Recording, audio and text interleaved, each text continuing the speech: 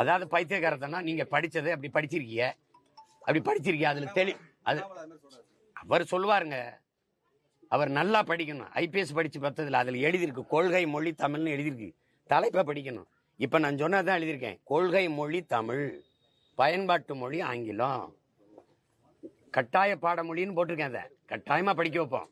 உலகின் எல்லா மொழிகளும் விருப்ப மொழிகள், விரும்பினால் கற்போம், இந்தி உட்படன்னு போட்டிருக்கேன். எழுதுன வேணாம் தானே.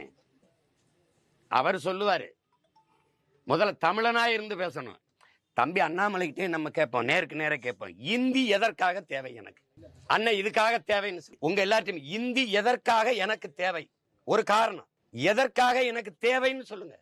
தேச ஒற்றுமைக்கா? இந்திய படிச்சாதான் தேசம் ஒற்றுமையா இருக்கும்னா, என் மொழியை கொன்னுட்டு எங்க அம்மாவை கொன்னுட்டு உங்க அம்மா அம்மான்னு சொல்றதான் தேசப்பற்றுனா? இது மாதிரி ஒரு தேச துரோகம் உலகத்தில் இருக்கா? அப்படி என்ன எனக்கு தேச வேண்டி கிடக்கு சொல்லுங்க. இந்த நாடு நாடாவதற்கு முன்பே நிலைத்து வாழக்கூடிய மகன் நான். அது அண்ணாமலைக்கு தெரிஞ்சிருக்கணும். ஒரு தமிழனா இருந்தா உணர்ந்திருக்கணும் இன வரலாறு.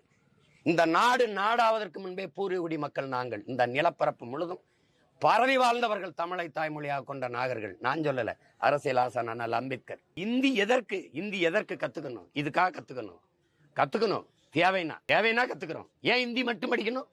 மராட்டி படிக்க கூடாதா? மராட்டியில போய் இப்படி சொல்லுவியா? சட்டசபையில நீ இந்தியில உறுதி பிரமாணம் எடுத்துருவியா? சொல்ல முடியுமா?